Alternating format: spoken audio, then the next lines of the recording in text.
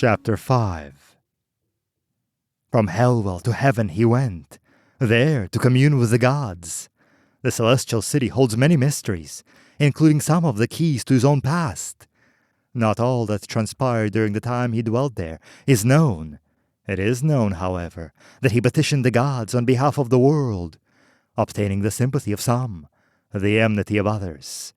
Had he chosen to betray humanity and accept the proffers of the gods, it is said by some that he might have dwelt forever as the lord of the city, and not have met his death beneath the claws of the phantom cats of Kanibura. It is said by his detractors, though, that he did accept those proffers, but was later betrayed himself, so giving his sympathies back to suffering mankind for the rest of his days, which were few.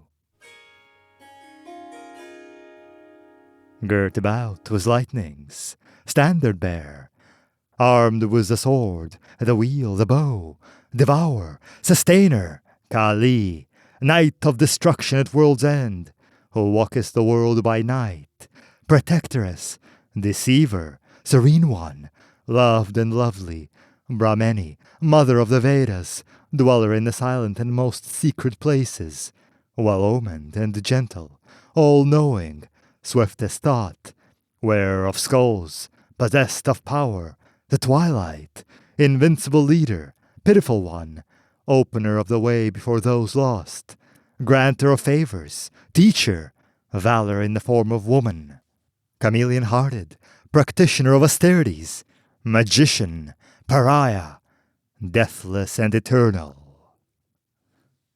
Aryatara Bhatari Kanamastotra, Satakastotra, 36 through 40. Then, as so often in the past, her snowy fur was sleeked by the wind. She walked where the lemon-colored grasses stirred. She walked a winding track under dark trees and jungle flowers, crags of jasper rising to her right, veins of milk-white rock shot through with orange streaks, open about her. Then, as so often before, she moved on the great cushions of her feet, the wind sleeking her fur, white as marble, and the 10,000 fragrancies of the jungle and the plain stirring about her, there in the twilight of the place that only half existed. Alone, she followed the ageless trail through the jungle that was part illusion. The white tiger is a solitary hunter. If others moved a similar course, none cared for company.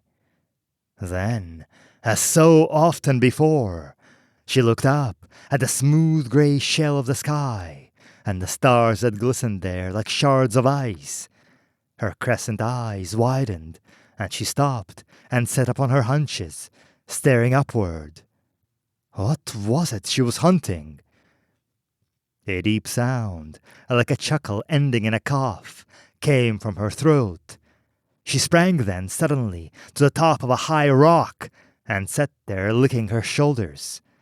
When a moon moved into view, she watched it. She seemed a figure molded of unmelting snow, topaz flames gleaming beneath her brows. Then, as before, she wondered whether this was the true jungle of Kanibura in which she sat. She felt that she was still within the confines of the actual forest, but she could not really know. What was it she was hunting? Heaven exists upon a plateau that was once a range of mountains. These mountains were fused and smoothed to provide a level base. Topsoil was transported from the verdant south to give it the growth that fleshed over this bony structure. Capping the entire area is a transparent dome, protecting it against the polar cold and anything else unwanted within. Heaven stands high and temperate and enjoys a long twilight and long lazy days. Fresh airs, warmed as they are drawn within, circulate through the city and the forest. Within the dome itself, clouds can be generated. From within the clouds, rains can be called forth to fall upon almost any area. A snowfall could even be brought down in this manner, although this thing has never been done.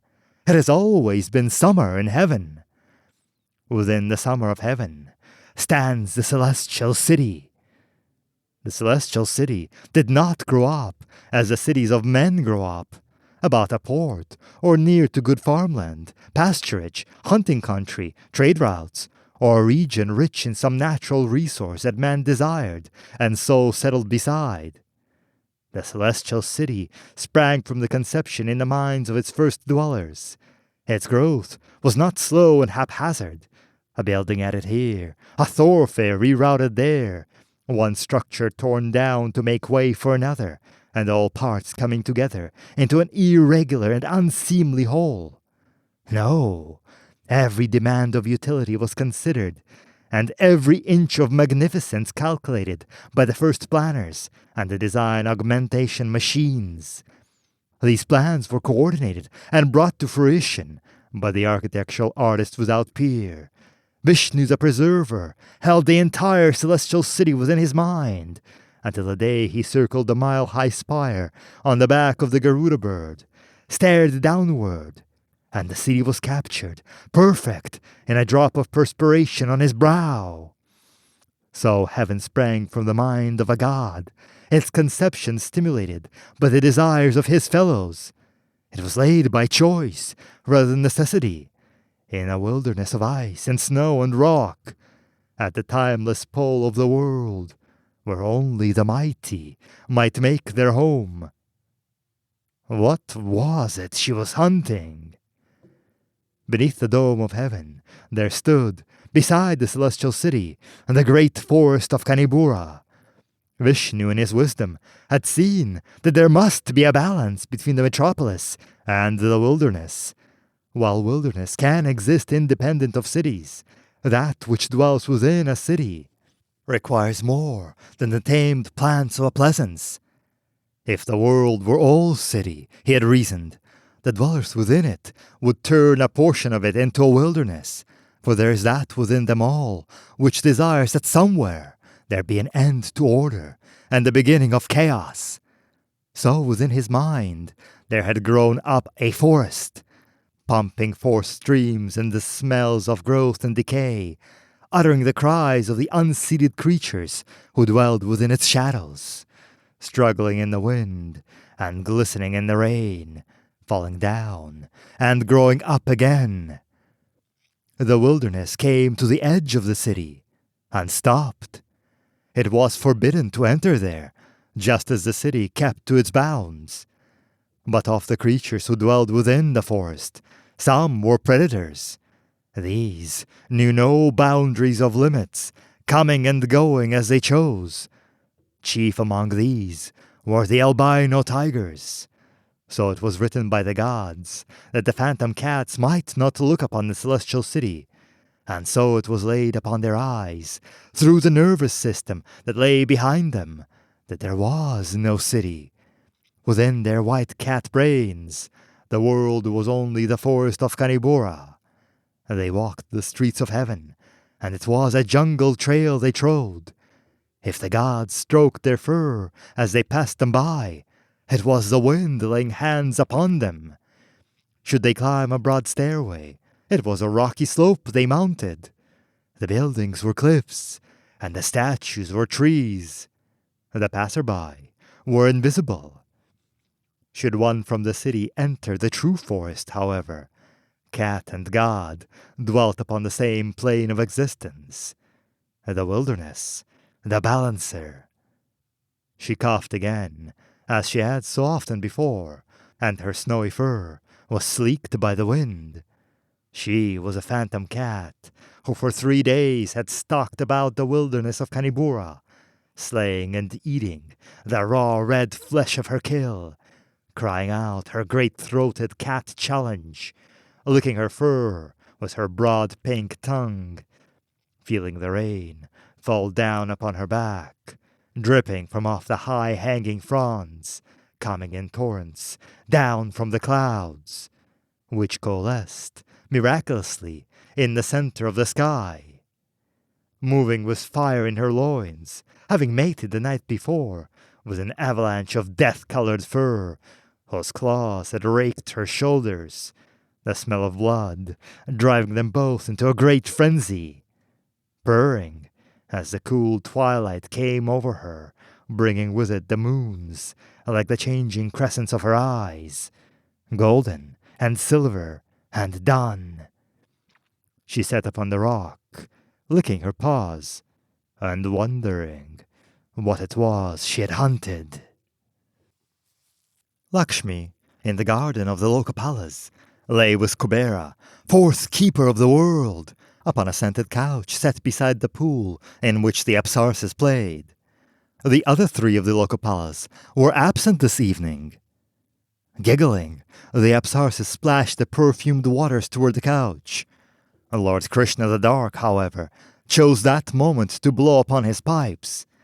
The girls then turned away from Kubera the Fat and Lakshmi the Lovely, to rest their elbows upon the edges of the pool and stare at him, there beneath the flowering tree where he lay sprawled amidst wineskins and the remains of several meals. He ran up and down the scale and produced one long wailing note and a series of goat-like bleats. Guri the Fair, whom he had spent an hour undressing, and then had apparently forgotten, rose up from his side, dove into the pool, and vanished into one of the many subaquarian caves. He hiccuped, began a tune, stopped, began another. "Is it true, what they say about Kali?" asked Lakshmi. "What do they say?" grunted Kubera, reaching for a bowl of soma. She took the bowl from his hands, sipped at it, returned it to him. He quaffed it, and the servant refilled it as he placed it back upon the tray. "That she wants a human sacrifice to celebrate her wedding." "Probably," said Kubera. "Wouldn't put it past her. Bloodthirsty bitch, that one. Always transmigrating into some vicious animal for a holiday. Became a fire hand once and clawed Sitala's face over something she'd said." "When?" "Oh, 10, 11 avatars back. Sitala wore a veil for a devilish long time, till her new body was ready." "A strange pair," said Lakshmi into his ear, which she was biting. "Your friend Yama is probably the only one who would live with her. Supposing she grew angry with a lover and cast her deadly look upon him. Who else could bear that gaze?" "Jest not," said Kubera. "Thus did we lose Kardakea, lord of battles." "Oh?" "Ay, she's a strange one, like Yama, yet not like him. He is death god, true, but his is the way of the quick clean kill. Kali is rather like a cat." "Does Yama ever speak of this fascination she holds for him?" "Did you come here to gather gossip, or to become some?" "Both," she replied. At that moment, Krishna took his aspect upon him, raising up the attribute of divine drunkenness. From his pipes there poured the bitter, dark, sour, sweet melody contagious. The drunkenness within him expanded across the garden in alternating waves of joy and sadness. He rose upon his lithe, dark legs and began to dance. His flat features were expressionless. His wet, dark hair lay in tight rings, like wire. Even his beard was so curled. As he moved, the Apsaras came forth from the pool to follow him. His pipes wandered along the trails of the ancient melodies, growing more and more frenzied as he moved faster and faster, until finally he broke into the Rasa Leela, the dance of lust, and his retinue, hands on their hips, followed him with increasing speed through its gyrating movements. Kubera's grip upon Lakshmi tightened. "Now, there's an attribute," she said. Rudra the Grim bent his bow and sent an arrow flying. The arrow sped on, and finally came to rest in the center of a distant target. At his side, Lord Morgan chuckled and lowered his bow. "You win again," he said. "I can't beat that." They embraced their bows and moved toward the target after the arrows. "Have you met him yet?" asked Morgan. "I knew him a long time ago," said Rudra. "Accelerationist?" "He wasn't then. Wasn't much of anything politically. He was one of the first, though, one of those who had looked upon Urath." "Oh?" "He distinguished himself in the wars against the people of the sea, and against the mothers of the terrible glow." Here, Rudra made a sign in the air. "Later," he continued, "this was remembered, and he was given charge of the northern marches in the wars against the demons. He was known as Kalkin in those days, and it was there that he came to be called Binder. He developed an attribute which he could use against the demons. With it, he destroyed most of the Rakshas and brought down the Rakasha. When Yama and Kali captured him at Helwell in Malwa, he had already succeeded in freeing these latter. And thus, the Rakasha are again abroad in the world." "Why did he do this thing?" "Yama and Agni say that he had made a pact with their leader. They suspect he offered this one a lease on his body in return for the promise of demon troops to war against us." "Maybe be attacked?" "I doubt it. The demons are not stupid. If they could not defeat 4 of us in Helwell, I doubt they would attack us all here in heaven. And even now, Yama is in the vasty hall of death, designing special weapons." "And where is his bride to be?" "Who knows? And who cares?" Morgan smiled. "I thought you more than passing fond of her yourself." "Too cold. Too mocking," said Rudra. "She repulsed you?" Rudra turned his dark face, which never smiled, upon the fair god of youth. "You fertility deities are worse than Marxists," he said. "You think that's all that goes on between people. You're just friends for a time. But she's too hard on her friends, and so loses them." "She did repulse you." "I suppose so." "And when she took Morgan, the poet of the plains, as her lover, he who one day incarnated as a jackbird and flew away, you then hunted jackbirds, until inside a month, with your arrows you had slain near everyone in heaven." "And I still hunt jackbirds." "Why is that?" "I do not care for their singing." "She is too cold, too mocking," agreed Morgan. "I do not like to be mocked by anyone, youth god. Could you outrun the arrows of Rudra?" Morgan smiled. "No," he said, "nor could my friends, the Lokopalas. Nor would they need to." "When I assume my aspect," said Rudra, "and take up my great bow, which was given to me by Death himself, then can I send a heat-tracking arrow, whistling down the miles to pursue a moving target, and strike it like a thunderbolt dead." "Let us talk of other matters," said Morgan, suddenly interested in the target. "I gather that our friend mocked Brahma some years ago in Mahartha, and did violence in holy places. I understand, though, that he is the same one who founded the religion of peace and enlightenment." "The same." "Interesting." "An understatement." "What will Brahma do?" Rudra shrugged. "Only Brahma knows," he replied. At the place called World's End, where there is nothing beyond the edge of heaven but the distant flicker of the dome, and, far below, blank ground, hidden beneath a smoke-white mist, there stands the open-sided pavilion of silence, upon whose round grey roof the rains never fall, and across whose balconies and balustrades the fog boils in the morning, and the winds walk at twilight, and within whose airy chambers, seated upon the stark, dark furniture, or pacing among the grey columns, are sometimes to be found the gods contemplative, the broken warriors, or those injured in love, who come to consider all things hurtful or futile, beneath a sky that is beyond the bridge of the gods, in the midst of a place of stone, where the colours are few, and the only sound is the wind.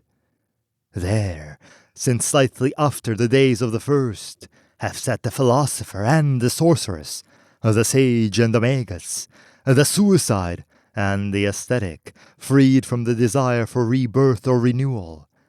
There, in the center of renunciation and abandonment, withdrawal and departure, are the 5 rooms, named memory, fear, heartbreak, dust, and despair.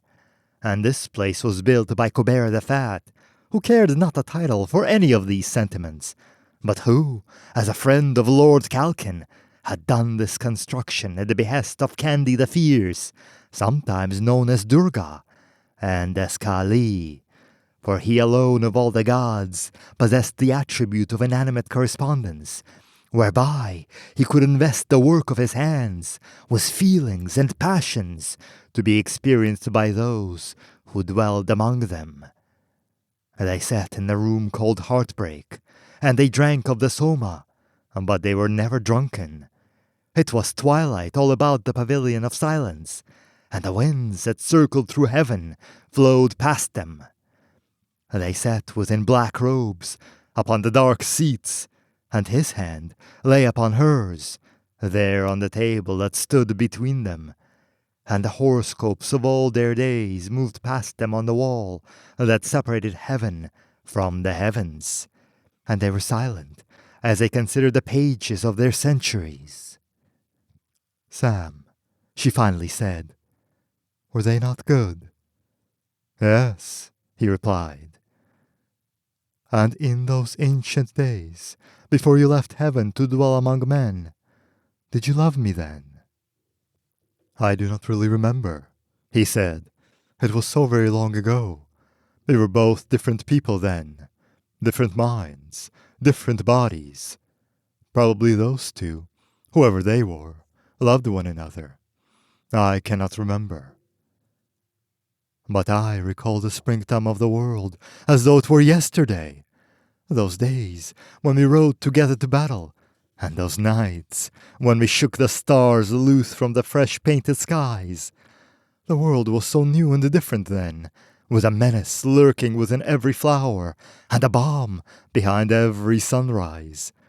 Together we beat the world, you and I, for nothing really wanted us here, and everything disputed our coming. We cut and burnt our way across the land, and over the seas, and we fought under the seas, and in the skies, until there was nothing left to oppose us. Then cities were built, and kingdoms, and we raised up those whom we chose to rule them, until they ceased to amuse us, and we cast them down. What do the younger gods know of those days? How can they understand the power we knew, who were first?" "They cannot," he replied. "When we held court in our palace by the sea, and I gave you many sons, and our fleet swept out to conquer the islands, were those days not fair and full of grace? And the nights, things of fire and perfume and wine?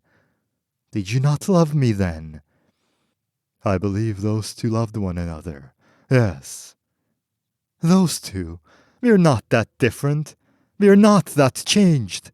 Though the ages slip away, there are some things within one's being which do not change, which do not alter, no matter how many bodies one puts upon oneself, no matter how many lovers one takes, no matter how many things of beauty and ugliness one looks upon or does, no matter how many thoughts one thinks or feelings one feels. Oneself stands at the center of all this and watches. Open a fruit, and there is a seed within it. Is that the center? Open the seed, and there is nothing within it. Is that the center? We're two different persons, from the master and the mistress of battle. It was good to have known those two, but that is all. Did you go to dwell outside of heaven because you were tired of me? I wanted a change of perspective. There have been long years over which I've hated you for departing. Then there have been times when I sat in a room called despair, but was too much of a coward to walk beyond the world's end. Then again, there have been times when I have forgiven you and invoked the seven Rishi to bring your image before me, so that I looked upon you as you went about your day, and it was almost as though we walked together once again. Other times I have desired your death, but you turned my executioner into a friend, as you turned my wrath into forgiveness. Do you mean to say that you feel nothing for me? I mean to say that I no longer love you. It would be nice if there were some one thing constant and unchanging in the universe. If there is such a thing, that it is a thing which would have to be stronger than love, and it is a thing which I do not know. I have not changed, Sam. Think carefully, lady, over all that you've said, over all that you've recalled from me this day. It was not really the man whom you've been remembering.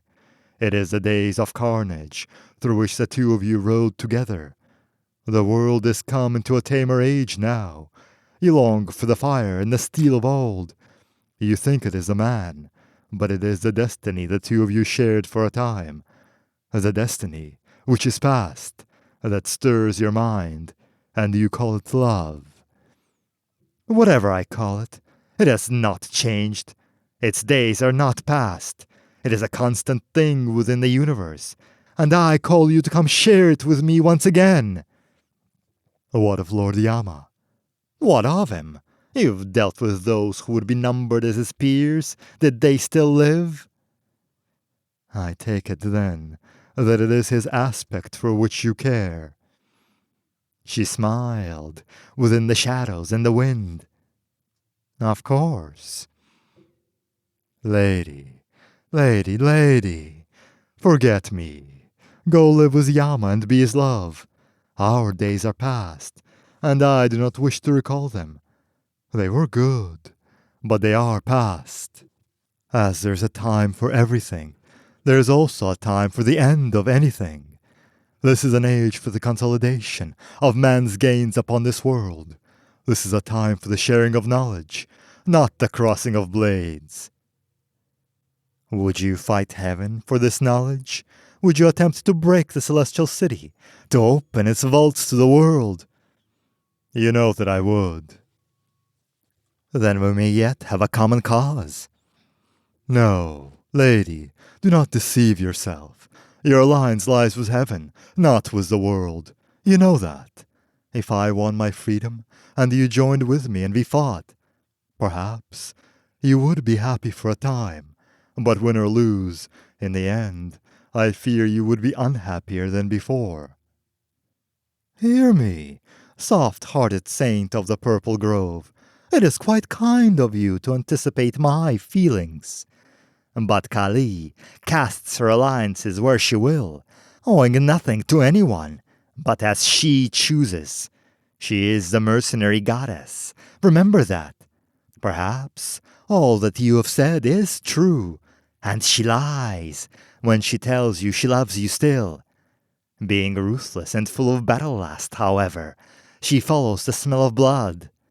I feel that she may yet become an accelerationist. Take care what you say, goddess. Who knows what might be listening? None listens, said she, for seldom are words spoken within this place. All the more reason for someone to be curious when they are. She sat for a time in silence, then. None listens, she said. Your powers have grown. Yes. What of yours? About the same, I think. Then will you accept my sword, my wheel, my bow, in the name of accelerationism? No. Why not? You give your promises too easily. You break them as readily as you make them, and because of this, I can never trust you. If we fight and we win in the name of accelerationism, it may also be the last great battle of this world. This is a thing you could not desire, nor permit to occur. You're a fool to speak of last great battles, Sam, for the last great battle is always the next one. Shall I come to you in a more calmly shape to convince you that I speak the truth? Shall I embrace you in a body with the seal of virginity set upon it? Will this make you trust my word? Doubt, lady, is the chastity of the mind, and I bear its seal upon my own. Then know that I did but bring you here to this place to torment you, and that you are correct. I spit upon your accelerationism, and I've already numbered your days. I sought to give you false hopes, that you may be cast down from a greater height. It is only your stupidity and your weakness that has saved you from this. I am sorry, Kali. I do not want your apology. I would have liked your love, though, so that I might have used it against you at the end of your days, to make them pass the harder. But as you say, we have changed too much, and you are no longer worth the trouble. Do not think that I could not have made you love me again, either, with smiles and with caresses of old. For I feel the heat within you, and it is an easy thing for me to fan it in a man. You're not worth a mighty death, however, falling from the heights of passion to the depths of despair. I do not have the time to give you more than my contempt. The stars wheeled about them, frictionless and fiery, and her hand was gone from beneath his own, as she poured 2 more cups of soma to warm them against the night. Kali. Yes? If it will give you any satisfaction in the end, I still care for you. Either there is no such thing as love, or the word does not mean what I've thought it to mean on many different occasions. It is a feeling without a name, really. Better to leave it at that. So take it and go away, and have your fun with it. You know that we would both be at one another's throats again one day, as soon as we had run out of common enemies. We had many fine reconciliations, but were they ever worth the pain that preceded them? Know that you've won, and that you are the goddess I worship. For not worship and religious awe, a combination of love and hate, desire and fear. They drank their soma, in the room called Heartbreak, and the spell of Kubera lay upon them. Kali spoke. Shall I fall upon you and kiss you now, saying that I lied when I said I lied, so that you may laugh and say you lied, to achieve a final revenge? Go to, Lord Siddhartha. Better one of us died in Hellwell, for great is the pride of the first. We should not have come here, to this place. No. Shall we depart then? No.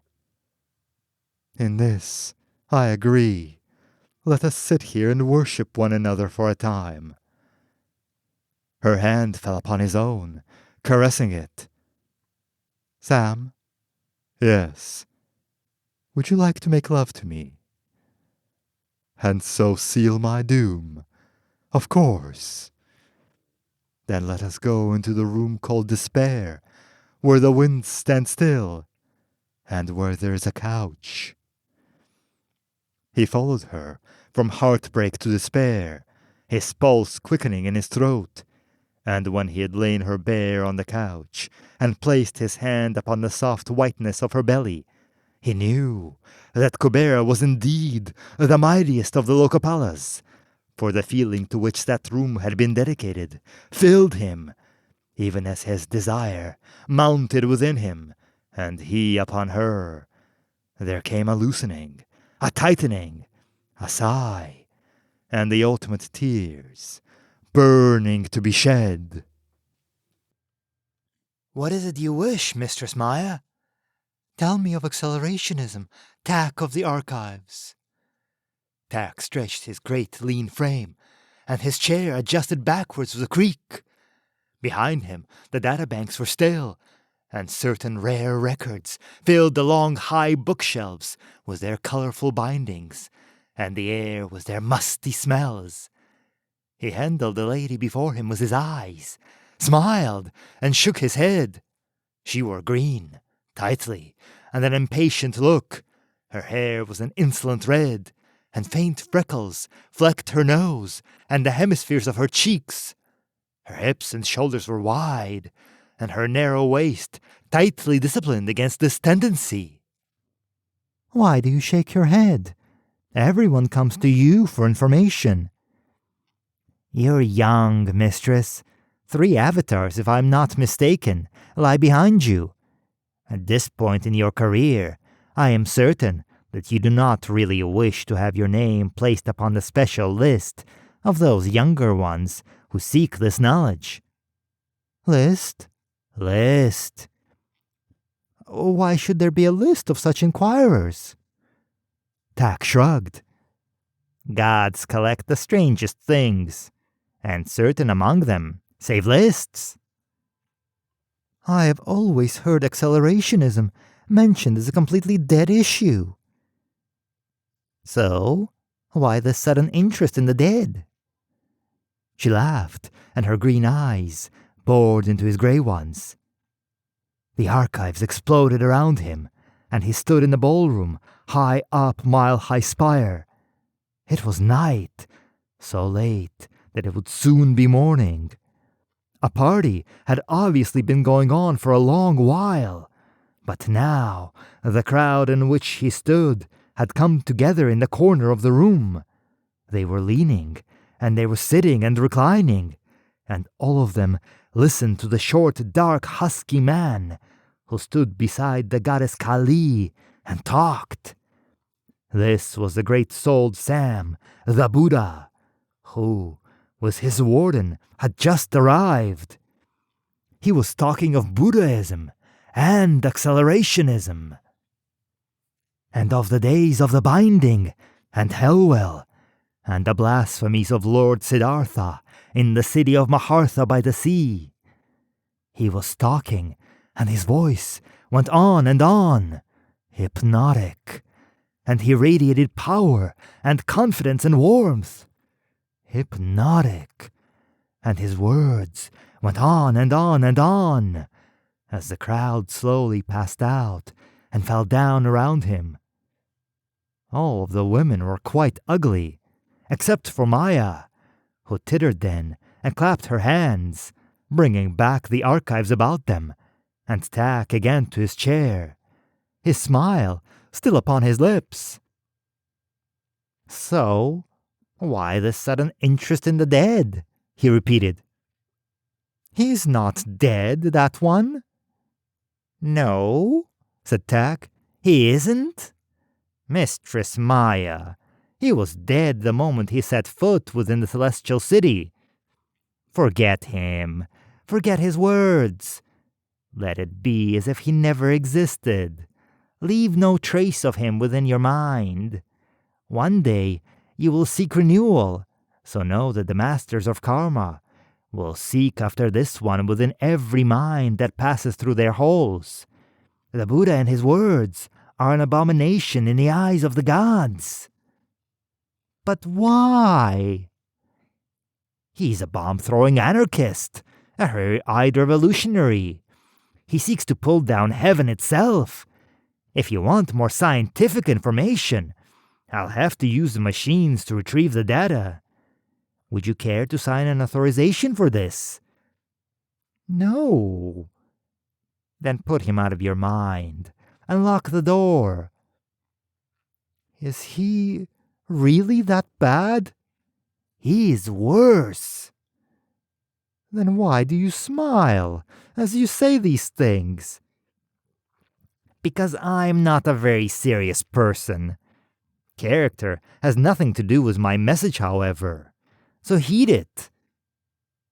You seem to know all about it. Are archivists themselves immune to these lists? Hardly. My name is first upon it. But this is not because I'm an archivist. He is my father. That one. Your father. Yes. You speak as one quite young, however. I doubt that he's even aware that he fathered me. What is paternity to the gods, who inhabit a succession of bodies, begetting scores of offspring, by others who also change bodies 4 or 5 times a century? I'm the son of a body he once inhabited, born of another who also passed through many, and I myself no longer live in the same body I was born into. The relationship, therefore, is quite intangible and interesting primarily on levels of speculative metaphysics. What is the true father of a man? The circumstances which brought together the 2 bodies which begat him? Was it the fact that, for some reason, at one moment in time, those 2 pleased one another beyond any possible alternatives? If so, why? Was it the simple hunger of the flesh? Or was it curiosity? Or the will? Or was it something else? Pity, loneliness, the desire to dominate? What feeling or what thought was father to the body in which I first came into consciousness? I know that the man who inhabited that particular father body at that particular instant of time is a complicated and powerful personality. Chromosomes mean nothing to us, not really. If we live, we do not carry these hallmarks down through the ages. We really inherit nothing at all, save for occasional endowments of property and cash. The bodies mean so little in the long run that it is far more interesting to speculate as to the mental processes which plucked us forth from chaos. I am pleased that it was he who called me to life, and I often conjecture as to the reasons. I see that your face is suddenly lacking in color, mistress. I did not mean to upset you with this talk, simply to satisfy your curiosity somewhat, and to lay upon your mind some of the thinking we old ones do upon these matters. One day, you too will look upon it in this light, I'm certain. But I am sorry to see you looking so distressed. Pray, sit down. Forgive my prattle. You're the mistress of illusion. Are not the things of which I've spoken akin to the very stuff with which you work? I am certain that you can tell from the manner in which I speak why my name is first upon the list I mentioned. It is a case of hero worship, I suppose. My creator is quite distinguished. Now you're looking somewhat flushed. Would you care for a cool drink? Wait a moment. There, sip this. Now then, about accelerationism. It is a simple doctrine of sharing. It proposes that we of heaven give unto those who dwell below of our knowledge and powers and substance. This act of charity would be directed to the end of raising their condition of existence to a higher level, akin to that which we ourselves occupy. Then every man would be a god, you see? The result of this, of course, would be that there would no longer be any gods, only men. We would give them the knowledge of the sciences and the arts which we possess, and in so doing, we would destroy their simple faith and remove all basis for their hoping that things will be better. For the best way to destroy faith or hope is to let it be realized. Why should we permit men to suffer this burden of godhood collectively, as the accelerationists wished, when we do grant it to them individually, when they come to deserve it? In his 60th year, a man passes through the halls of karma. He is judged, and if he is done well, observing the rules and restrictions of his caste, paying the proper obeisances to heaven, advancing himself intellectually and morally, then this man will be incarnated into a higher caste, eventually achieving godhood itself and coming to dwell here in the city. Each man eventually receives his just deserts, barring unfortunate accidents, of course. And so, each man, rather than society as a sudden whole, may come into divine inheritance, which the ambitious accelerationists wished to scatter wholesale before everyone, even those who were unready. You can see that this attitude was dreadfully unfair and proletarian-oriented. What they really wanted to do was to lower the requirement for godhood. These requirements are necessarily strict. Would you give the power of Shiva, of Yama, or of Agni into the hands of an infant? Not unless you're a fool, you wouldn't. Not unless you wish to wake up one morning and see that the world no longer existed. That is what the accelerationists would have wrought, though, and this is why they were stopped. Now you know all about accelerationism. My, you look awfully warm. May I hang your garment while I get you another drink? Very good. Now where were we, Maya? Oh, yes. The beetle's in the pudding. Well, the accelerationists claim that everything I've just said would be true, except for the fact that the system is corrupt. They cast aspersions upon the probity of those who authorized incarnations.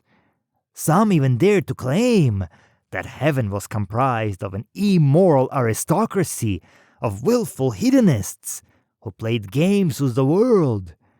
Others dared to say that the best of men never achieve godhood, but meet ultimately with the real death, or incarnation into a lower life form. Some others would even say that one such as yourself had been chosen for deification only because your original form and attitude struck the fancy of some lustful divinity, rather than for your other obvious virtues, my dear. My, you're full of freckles, aren't you? Yes, these are the things those thrice-damned accelerationists preached. These are the things, the accusations, that the Father of my spirit stands for, I'm ashamed to say. What can one do with such a heritage but wonder at it? He rides a cycle of mighty days, and he represents the last great schism among the gods. Evil though he obviously is, he is a mighty figure, this Father of my spirit, and I respect him as the sons of old did the fathers of their bodies. Are you cold now? Here, let me. There. Come, weave us an illusion, my lovely, where we walk in a world that is free of such foolishness. This way now. Turn here. Now, that there be an Eden within this bunker, my moist-lipped one of the green eyes. What is that? What is it that is paramount within me at this instant in time? Truth, my love, and sincerity, and the desire to share. Ganesha, the god-maker, walked with Shiva in the forest of Kanibura. Lord of Destruction, he said, I understand that you already seek reprisal against those here in the city who mark the words of Siddhartha with more than a smirk of dismissal. Of course, said Shiva. By so doing, you destroy his effectiveness. Effectiveness? Explain what you mean. Kill me, that green bird on yonder limb. Shiva gestured with his trident, and the bird fell. Now, kill me its mate. I do not see her. Then kill me any other among its flock. I see none. and now that it lies dead, you will not.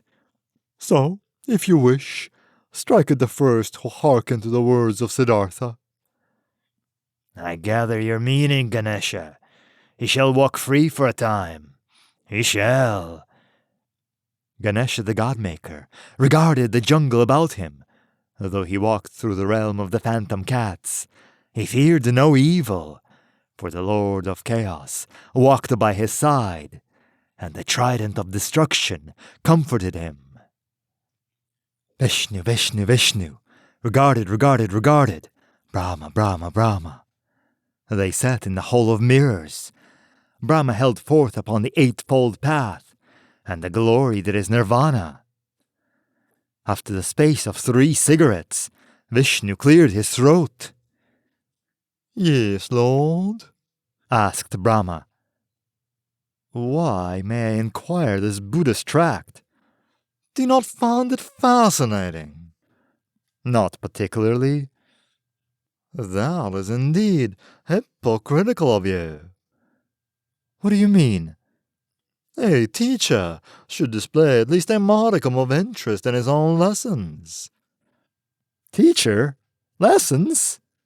"Of course, Tathagata. Why else in recent years would the god Vishnu be moved to incarnate among men, other than to teach them the way of enlightenment? Hail, Reformer, who has removed the fear of the real death from men's minds. Those who are not born again among men have now gone on to Nirvana." Vishnu smiled. "Better to incorporate than to struggle to extirpate." Almost an epigram. Brahma stood, considered the mirrors, considered Vishnu. "So, after we've disposed of Sam, you will have been the real Tathagata."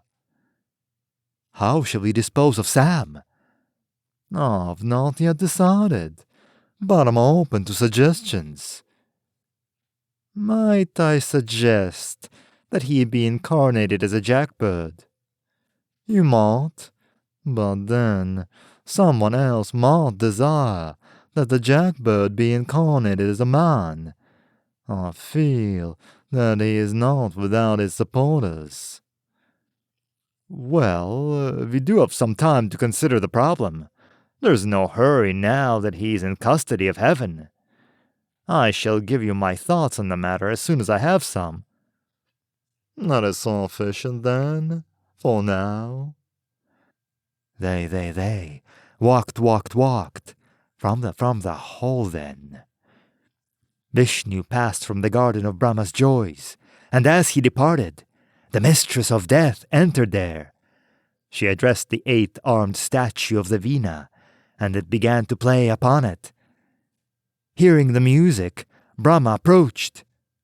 "Kali, lovely lady," he announced. "Mighty is Brahma," she replied. "Yes," Brahma agreed, as might be desired. And it is so seldom that you visit here that I'm mightily pleased. Come, walk with me among the flowered paths, and we shall talk. Your dress is lovely." "Thank you." They walked among the flowered paths. "How go the preparations for the wedding?" "Well." "Will you have honeymoon in heaven?" "We plan to take it far from here." "Where, may I ask?" "We have not yet agreed as to where." "Time passes on the wings of the jackbird, my dear. If you wish, you and Lord Yama may dwell in my garden of joys for a time." "Thank you, Creator, but it is too splendid a place for the 2 destroyers to pass the time and feel at ease. We shall go forth somewhere."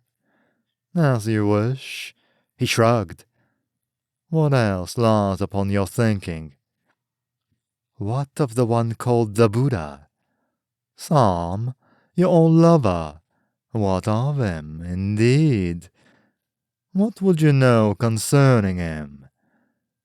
"How shall he be dealt with?" I've not yet decided. Shiva has suggested we wait for a time before doing anything. Thus, we may assess its effectiveness upon the community of heaven. I've decided that Vishnu will have been the Buddha for historical and theological purposes. As for Sam himself, I will give hearing to any reasonable suggestion. Did you not offer him godhood once?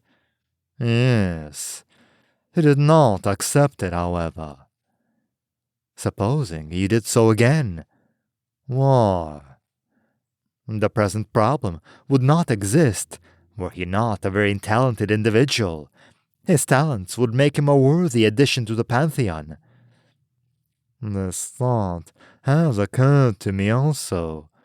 Now, however, he would agree whether he meant it or not. I'm certain that he wishes to live. Yet, there are ways in which one can be sure of these matters. Such as psych probe. And if this shows a lack of commitment to heaven, which it will, could not his mind itself be altered by one such as Lord Mara? I've never thought you guilty of sentiment, goddess, but it would seem you are most anxious for him to continue existing in any form. Perhaps I am. You know that he might be very changed. He will not be the same if this thing is done to him. His talents may then be totally absent. In the course of ages, all men change naturally. Opinions, beliefs, convictions. Parts of the mind may sleep, and other parts may awaken. Talent, I feel, is a difficult thing to destroy. As long as life itself remains, it is better to live than to die. I might be convinced of this, goddess, if you have the time, most lovely one. How much time? Say 3 days. 3 days, then. Then let us adjourn to my pavilion of joys and discuss the matter fully. Very well. Where is Longdhyama now? He labors in his workshop. A lengthy project, I trust? At least 3 days. Good. Yes, there may be some hope for some.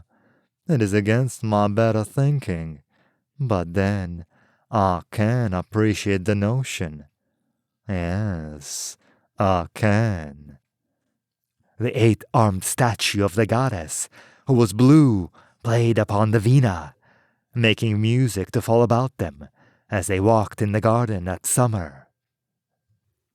Helba dwelled on the far side of heaven, near the wilderness's edge. So near as the forest, in fact, was the palace called Plunder, that the animals stalked past the one transparent wall, brushing against it as they went. From the room called Rape, one could look out upon the shaded trails of the jungle. It was within this room, its walls hung with stolen treasures of lives past, that Helba entertained the one called Sam. Helba was god, goddess of thieves. No one knew Helba's true sex, for Helba was in the habit of alternating gender with each incarnation. Sam looked upon a lithe, dark-skinned woman who wore a yellow sari and yellow veil. Her sandals and nails were the color of cinnamon, and she wore a tiara that was golden upon her black hair.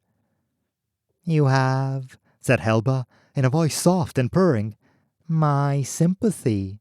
It is only during those seasons of life when I incarnate as a man, Sam, that I wield my attribute and engage in actual plunder." "You must be able to take on your aspect now." "Of course." "And raise up your attribute." "Probably." "But you will not." "Not while I wear the form of a woman. As a man, I will undertake to steal anything, from anywhere. See there, upon the far wall, where some of my trophies are hung? The great blue feather cloak, belonged to Srit, chief among the Kataputa demons. I stole it from out his cave as his hellhound slept, drugged by myself. The shape-changing jewel I took from the very dome of the glow, climbing with suction discs upon my wrists and knees and toes, as the mothers beneath me. Enough, said Sam. I know all these tales, Helba, for you tell them constantly. It has been so long since you've undertaken a daring theft, as of old, that I suppose these glories long past must be oft repeated, else even the elder gods would forget what once you wore. I can see that I have come to the wrong place, and I shall try elsewhere. He stood, as to go. Wait, said Helba, stirring. Sam paused. Yes. You could at least tell me of the theft you're contemplating. Perhaps I can offer advice. What good would even your greatest advice be, monarch of thieves? I do not need words. I need actions. Perhaps even... Tell me! All right, said Sam, though I doubt you would be interested in a task this difficult. You can skip over the child's psychology and tell me what it is you want stolen. In the Museum of Heaven, which is a well-built and continuously guarded installation. And one that is always open. Go on. In this building, within a computer-protected guard case. These can be beaten by one of sufficient skill. Within this case, upon a mannequin, is hung a gray-scaled uniform. Many weapons lie about it. Whose? This was the ancient habit of he who fought in the northern marches in the days of the wars against the demons. Was this not yourself? Sam tipped his smile forward and continued. Unknown to most, as part of this display, there's an item which was once known as the talisman of the binder. It may have lost all of its virtue by now, but, on the other hand, it is possible that it has not. It served as a focus for the binder's special attribute, and he finds that he needs it once again. Which is the item you want stolen? The great wide belt of shells, which is clasped about the waist of the costume. It is pink and yellow in color. It is also full of micro-miniature circuitry, which could probably not be duplicated today. That is not so great a theft. I just might consider it in this form. I would need it in a hurry, or not at all. How soon? Within 6 days, I fear. What would you be willing to pay me to deliver it into your hands? I would be willing to pay you anything, if I had anything. Oh? You came to heaven without a fortune? Yes. Unfortunate. If I make good my escape, you can name your price. And if you do not, I receive nothing. It appears that way. Let me ponder. It may amuse me to do this thing, and have you owe me the favor. Pray, do not ponder over long. Come, sit by me, binder of demons, and tell me of the days of your glory, when you and the immortal goddess rode abroad in the world, scattering chaos like seeds. It was long ago, said Sam. Might those days come again, if you win free? They may. That is good to know, yes. You will do this thing. Hail, Siddhartha, unbinder! Hail. And lightning and thunder, may they come again. It is good. Now, tell me of the days of your glory, and I will speak again of mine. Very well. Dashing through the forest, clad in a leather belt, Lord Krishna pursued the Lady Ratri, who had declined to couple with him after their rehearsal dinner. The day was clear and fragrant, but not half so fragrant as the midnight blue sari he clutched in his left hand. She ran on ahead of him, beneath the trees, and he followed, losing sight of her for a moment as she turned up a side trail that led out into the open. When he glimpsed her again, she stood up on a hillock, her bare arms upraised above her head, her fingertips touching. Her eyes were half closed, and her only garment, a long black veil, stirred about her white and gleaming form. He realized then that she had taken on her aspect and might be about to wield her attribute. Panting, he raced up the hillside toward her, and she opened her eyes and smiled down upon him, lowering her arms. As he reached for her, she swirled her veil in his face, and he heard her laugh, somewhere within the immense night that covered him over. It was black and starless and moonless, without a glint, shimmer, spark, or glow from anywhere. It was a nighttime akin to blindness that had fallen upon him. He snorted, and the sari was torn from his fingers. He halted, shaking, and he heard her laughter ringing about him. "You've presumed too much, Lord Krishna," she told him, "and offended the sanctity of night. For this, I shall punish you by leaving this darkness upon heaven for a time." "I am not afraid of the dark, goddess," he replied, chuckling. "Then your brains are indeed in your gonads, Lord, as has oft been said before, to stand lost and blinded in the midst of Kanipura, whose denizens need not see to strike, and not to be afraid. I think this somewhat foolhardy. Goodbye, Dark One. Perhaps I'll see you at the wedding." "Wait, lovely lady. Will you accept my apology?" "Certainly, for I deserve it."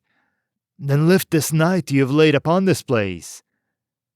"Another time, Krishna, when I am ready." "But what shall I do until then?" "It is said, sir, that by your piping you can charm the most fearsome of beasts. I suggest that if this be true, you take up your pipes this moment, and begin your most soothing melody, until such a time as I see fit to let the light of day enter again into heaven." "Lady, you're cruel," said Krishna. "Such is life, Lord of the Pipes." And she departed. He began to play, thinking many dark thoughts. They came, out of the sky, riding on polar winds, across the seas and the land, over the burning snow and under it, and through it. They came. The shape-shifters drifted across the fields of white, and the sky-walkers fell down like leaves. Trumpets sounded over the wastes, and the chariots of the snow thundered forward, light leaping like spears from their burnished sides. Cloaks of fur afire, white plumes of massively breezed air trails above and behind them, gold and gauntleted and sun-eyed, clanking and skidding, rushing and whirling. They came, in bright baldric, wearing mask, fire scarf, devil shoe, frost greaves, and powder helm.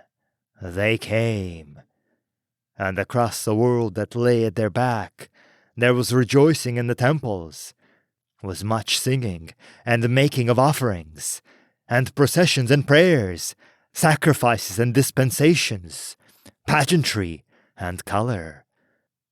For the much-feared goddess was to be wed with death, and it was hoped that this would serve to soften both their dispositions. A festive spirit had also infected heaven, and was the gathering of the gods and the demigods, the heroes and the nobles, the high priests and the favored rajas and high-ranking Brahmins. This spirit obtained force and momentum and spun like an all-colored whirlwind, thundering in the heads of the first and the latest alike.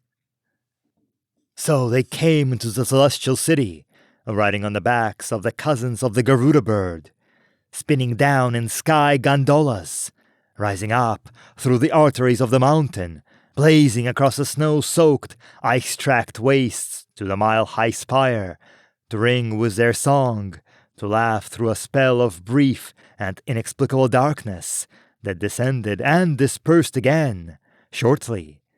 And in the days and the nights of their coming, it was said by the poet Adase that they resembled at least 6 different things. He was always lavish with his similes. A migration of birds, bright birds, across a waveless ocean of milk. A procession of musical notes through the mind of a slightly mad composer. A school of those deep-swimming fish whose bodies are whirls and runnels of light, circling about some phosphorescent plant within a cold and sea-deep pit. And a spiral nebula suddenly collapsing upon its center.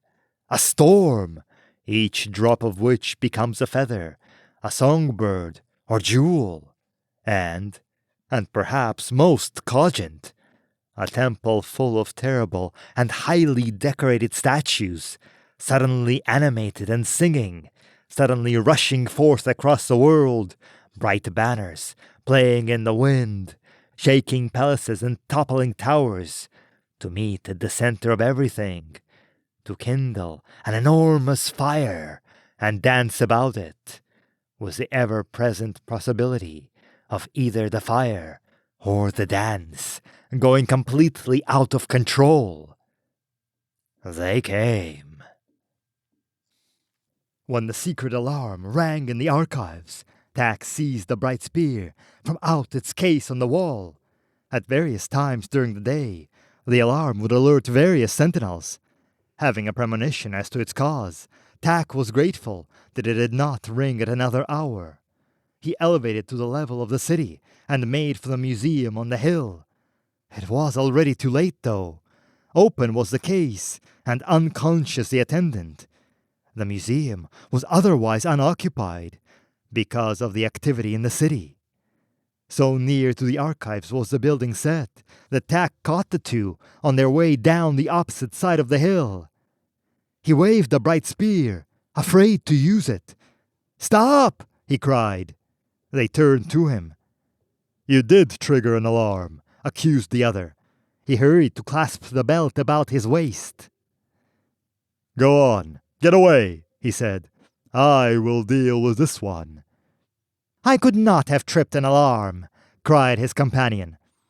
Get out of here. He faced Tak, waiting. His companion continued to retreat down the hill. Tak saw that it was a woman. Take it back, said Tak, panting. Whatever you've taken, take it back, and perhaps I can cover... No, said Sam, it is too late. I am the equal of anyone here now, and this is my only chance to depart. I know you, Tak of the Archives, and I do not wish to destroy you. Therefore go, quickly. Yama will be here in a moment, and... I do not fear Yama. Attack me or leave me, now. I cannot attack you. Then goodbye. And, so saying, Sam rose into the air like a balloon. But as he drifted above the ground, Lord Yama appeared upon the hillside with a weapon in his hands. It was a slender and gleaming tube that he held, with a small butt and a large trigger mechanism. He raised it and pointed. "Your last chance!" he cried. But Sam continued to rise. When he fired it, the dome was cracked, high overhead. "He has taken on his aspect and raised up his attribute," said Tak. "He binds the energies of your weapon." "Why did you not stop him?" asked Yama. "I could not, Lord. I was taken by his attribute." "It does not matter," said Yama. "The third sentinel will overcome him." Binding gravitation to his will, he rose. As he fled, he grew conscious of a pursuing shadow. Somewhere just at the periphery of his vision, it lurked. No matter how he turned his head, it escaped his sight, but it was always there, and growing. Ahead, there was a lock. A gate to the outside hovered above and ahead. The talisman could unbind that lock, could warm him against the cold, could transport him anywhere in the world. There came the sound of wings, beating. "Flee!" the voice thundered in his head. "Increase your speed, Binder! Flee faster! Flee faster!" It was one of the strangest sensations he had ever experienced. He felt himself moving forward, racing onward. But nothing changed. The gate was no nearer. For all his sense of tremendous speed, he was not moving. "Faster, Binder! Faster!" cried the wild, booming voice. "Seek to emulate the wind and the lightning in your going!" He strove to halt the sense of motion that he felt. Then the winds buffeted him, the mighty winds that circled through heaven. He fought them down, but the voice sounded right next to him now, though he saw nothing but shadow. "The senses are horses, and objects the roads they travel," said the voice. "If the intellect is related to a mind that is distracted, it loses then its discrimination." And Sam recognized the mighty words of the Katha-Upanishad roaring at his back. "In this case," the voice went on, "the senses then become uncontrolled, like wild and vicious horses, beneath the reins of a weak charioteer." And the sky exploded with lightnings about him, and the darkness wrapped him around. He sought to bind the energies that assailed him, but found nothing with which to grapple. "It is not real!" he cried out. "What is real and what is not?" replied the voice. "Your horses escape you now." There was a moment of terrible blackness, as if he moved through a vacuum of the senses. Then there was pain. Then nothing. It is difficult to be the oldest youth god in the business. He entered the Hall of Karma, requested an audience with the representative of the wheel, was shown into the presence of the Lord, who had had to forgo probing him 2 days before. "Well," he inquired. "I'm sorry for the delay, Lord Morgan. Our personnel had become involved in the wedding preparations." "They're out reveling when they should be preparing my new body?" "You should not speak, Lord, as though it is truly your body. It is the body loaned you by the Great Wheel in response to your present karmic needs." "And it is not ready because the staff is out reveling?" "It is not ready because the Great Wheel turns in a manner—" "I want it by tomorrow evening at the latest. If it is not ready, the Great Wheel may become a juggernaut upon its ministers. Do you hear me and understand, Lord of Karma?" "I hear you, but your speech is out of place in this." "Brahma recommended the transfer, and he would be pleased for me to appear at the wedding party at Mile High Spire in my new body. Shall I inform him that the Great Wheel is unable to comply with his wishes because it turns exceedingly slow?" "No, Lord, it will be ready in time." "Very good." He turned and left. The Lord of Karma made an ancient and mystical sign behind his back. "Brahma?" "Yes, goddess." "Concerning my suggestion." "It shall be done as you requested, madam." "I would have it otherwise." "Otherwise?" "Yea, Lord. I would have a human sacrifice." "Not?" "Yes." "You are indeed even more sentimental than I thought." "Shall this thing be done, or shall it not?" "To speak plainly, in the light of recent events, I should prefer this way." "Then it is resolved." "It shall be as you wish. There was more power present in that one than I thought. If the Lord of Illusion had not been Sentinel, well, I had not anticipated that one who had been so quiet for so long could also be as talented, as you have put it. Will you give unto me the full disposition of this thing, Creator? Gladly. And throw in the monarch of thieves for dessert. Yes, let it be so. Thank you, mighty one. It is nothing. It will be. Good evening. Good evening. It is said that on that day, that great day, the Lord of Ayu stopped the winds of heaven, and a stillness came upon the celestial city and the wood of Kanibura. Citragupta, serving man to Lord Yama, built a mighty pyre at world's end, out of aromatic woods, gums, incenses, perfumes, and costly cloths. And upon the pyre he laid the talisman of the binder, and the great blue feather cloak that had belonged to Srit, chief among the Kataputa demons. He also placed there the shape-changing jewel of the mothers, from out of the dome of the glow, and a robe of saffron from the purple grove of Alundil, which was said to have belonged to Tathagata, the Buddha. The silence of the morning, after the night of the festival of the first, was complete. There was no movement to be seen in heaven. It is said that demons flitted invisible through the upper air, but feared to draw near the gathering of power. It is said that there had been many signs and portents signifying the fall of the mighty.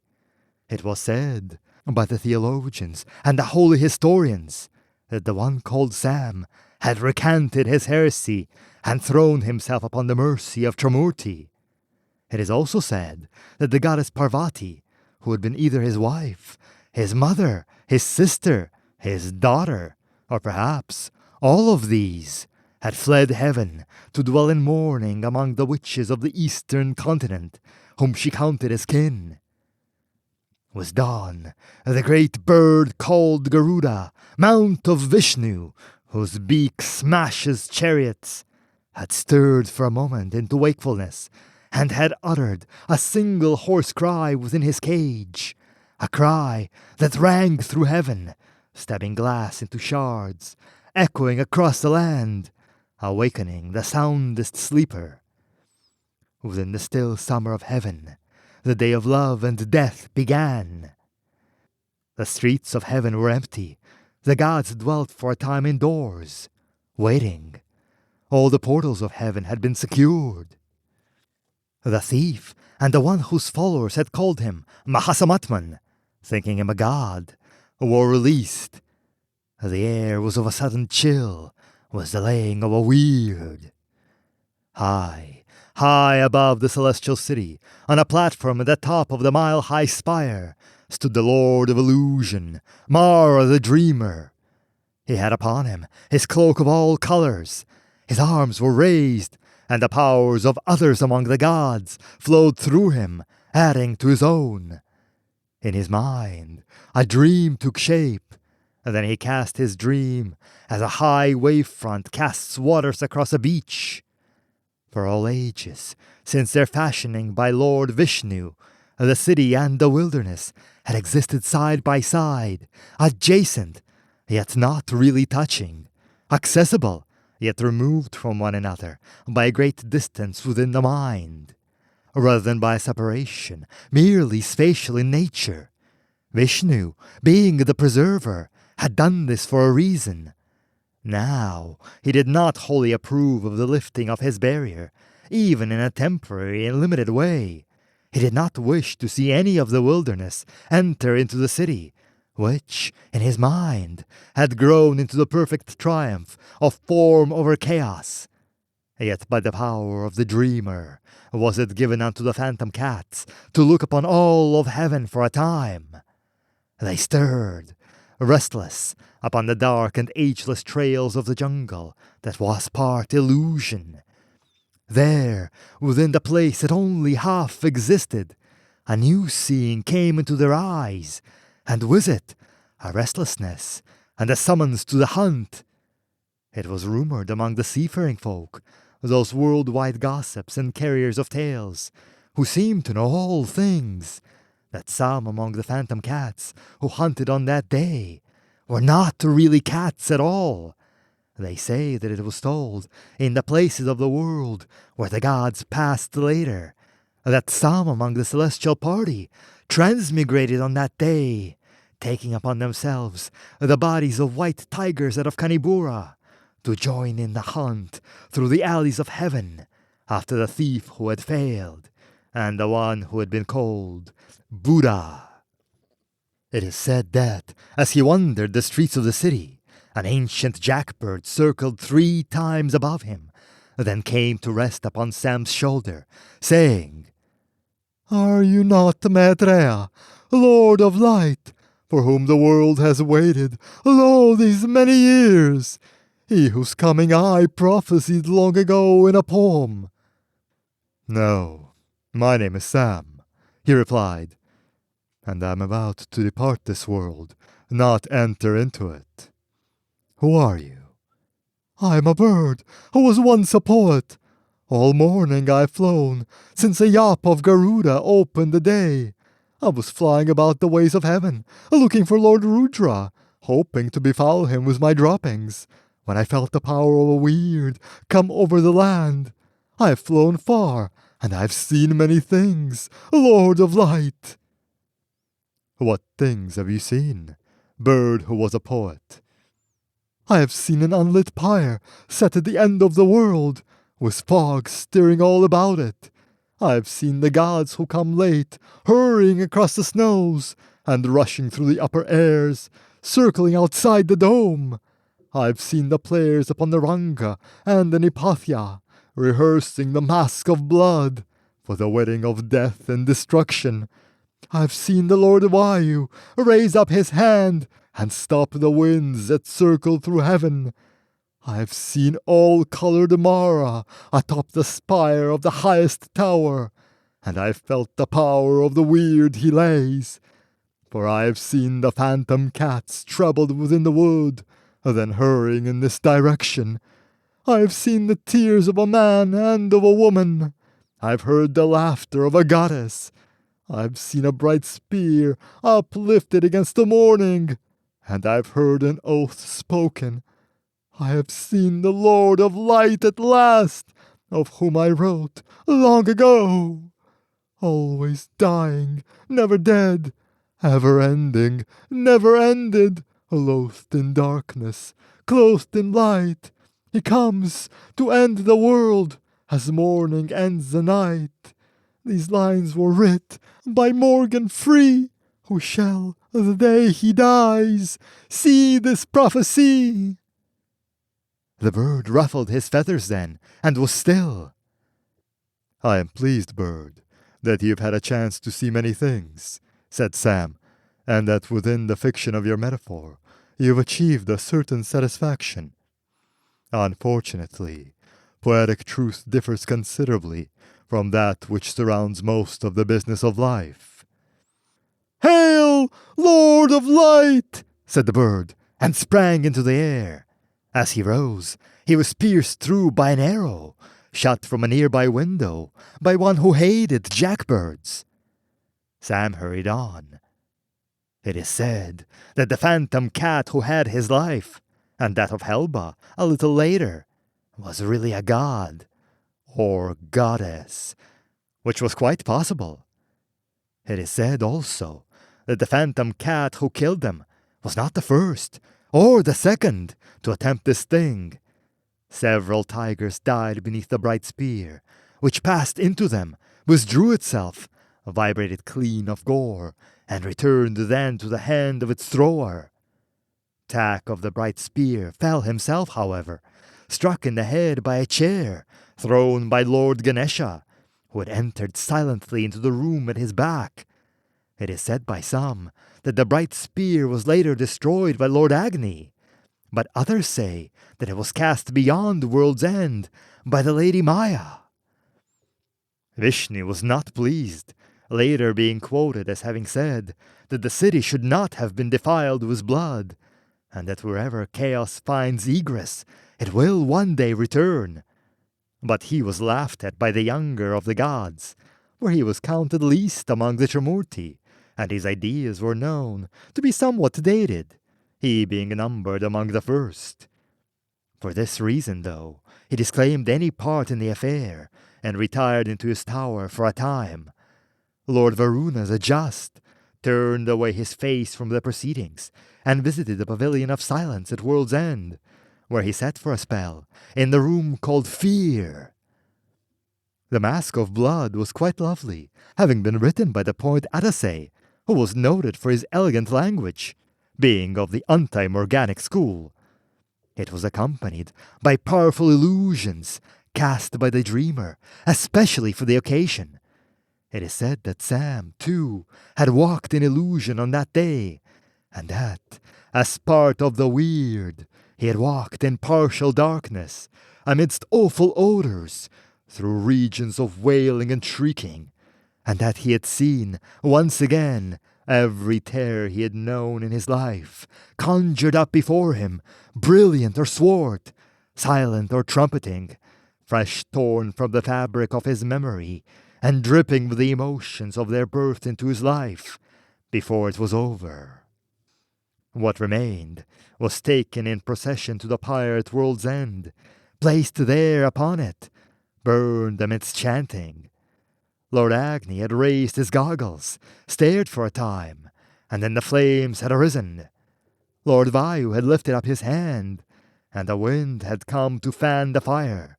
When it was finished, Lord Shiva had blasted the ashes beyond the world with a twist of his trident. These things considered, it was thorough, as well as impressive. The funeral. Long unrehearsed in heaven, the wedding came on with all the power of tradition. Mile-high spire glistened, blindingly, like a stalagmite of ice. The weird had been withdrawn, and the phantom cats walked the streets of the city, blinded once more, their fur sleeked as if by the wind. And should they climb a broad stairway, it was a rocky slope they mounted. The buildings were cliffs, and the statues were trees. The winds that circled through heaven captured song and scattered it across the land. A sacred fire was kindled in the square within the city's circle. Virgins, imported for the occasion, fed this fire with a clean, dry, aromatic wood, which crackled and burned with very little smoke, save for occasional puffs of purest white. Surya, the sun, shone down with such brilliance that the day fairly vibrated with clarity. The groom, attended by a great procession of friends and retainers, decked all in red, was escorted through the city to the pavilion of Kali, where all were taken within by her servants and led into the great dining hall. There Lord Kubera served as host, seating the scarlet train, which was 300 in number, in chairs of red and chairs of black, alternating around the long wood tables which were inlaid with bone. There in that hall were they all given to drink of the madhuparka, which was of honey and curds and psychedelic powders, and this they drank in the company of the blue-garbed train of the bride, which entered the hall bearing double cups. The train of the bride numbered 300 also, and when all were seated and all had drunk of the madhuparka, Kubera did then speak for a time, jesting with them broadly, and alternating his speech with words of practical wisdom and occasional references to the ancient scriptures. The legion of the groom then departed to the pavilion in the square, and that of the bride advanced upon it from another direction. Yama and Kali entered the pavilion separately, and sat on either side of a small curtain. There was much singing of ancient songs, and the curtain was removed by Kubera, permitting the two to look upon one another for the first time that day. Kubera did speak then, giving Kali into the care of Yama, in return for promises of goodness, wealth, and pleasure to be given unto her. Then Lord Yama clasped her hand, and Kali cast an offering of grain into the fire, about which Yama led her, their garments having been knotted together by one of her retainers. After this, Kali trod upon a millstone, and the two of them took 7 steps together, Kali treading upon a small pile of rice with each step. Then was a light rain summoned down from the sky for the space of several heartbeats, to sanctify the occasion with the blessing of water. The retainers and guests then combined into a single procession, and moved off through the town in the direction of the dark pavilion of Yama, where great feasting and revelry was held, and where the mask of blood was presented. As Sam had faced his final tiger, it had nodded its head slowly, knowing what it was hunting. There was no place for him to run, so he stood there, waiting. The cat took its time also. A horde of demons had tried to descend upon the city at that moment, but the power of the weird held them back. The goddess Ratri was seen to be weeping, and her name was entered upon a list. Tak of the Archives was incarcerated for the time in the dungeons beneath heaven. The Lord Yama was heard to say, "Life did not rise up," as though he'd almost expected that it would. All things considered, it was thorough as well as impressive. The death. The wedding party lasted for 7 days, and the Lord Mara spun dream after dream about the revelers.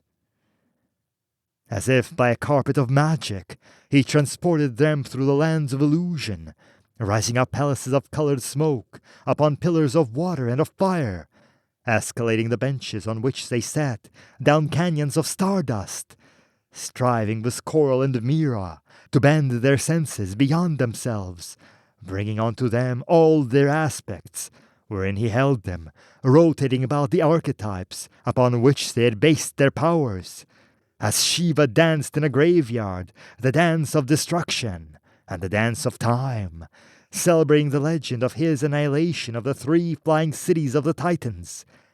And Krishna the Dark moved through the wrestler's dance in commemoration of his breaking of the black demon Bana, while Lakshmi danced the dance of the statue, and even Lord Vishnu was coerced into celebrating again the steps of the dance of the Amaphora, as Morgan and his new body laughed at the world clad in all her oceans, and did his dance of triumph upon those waters as upon a stage, the dance he had danced upon the slaying of Shura, who had taken refuge in the depths of the sea.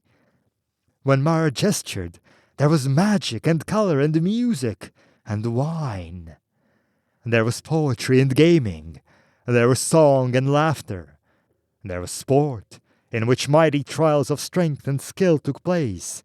In all, it required the stamina of a god to bear the entire 7 days of pleasure. These things considered, it was thorough as well as impressive. The wedding.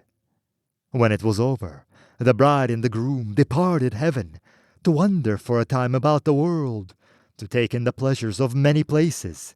They went without servants or retainers, to wander free.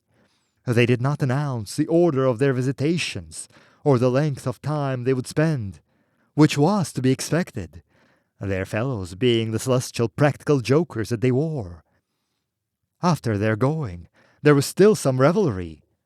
Lord Rudra, having consumed a magnificent quantity of soma, stood up upon a table and began to deliver a speech concerning the bride. A speech with which, had Yama been present, he would doubtless have taken issue.